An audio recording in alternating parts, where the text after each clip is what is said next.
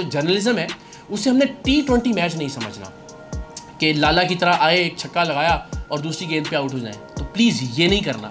کوشش یہ کرنی ہے کہ ٹیسٹ میچ کی طرح وکٹ پر کھڑے رہیں اور پھر اس میں دیکھیں کہ کہاں گیپ مل رہا ہے, کہاں کوئی اسپیس مل رہی ہے اچھے اسٹروک کے لیے, اور ورنہ اگین ٹک ٹک کر کے کوشش یہ کرنی ہے اسٹے کرنا ہے. جتنا زیادہ اسٹے کریں گے اتنا زیادہ فرق پیدا کر سکیں گے معاشرے میں, ورنہ فوری طور پہ آئیں گے آؤٹ ہو کے چلے جائیں گے تو الٹیمیٹلی اپنا بھی نقصان کریں گے اور معاشرے کو بھی ایک اچھے جرنلسٹ سے آپ محروم کریں گے.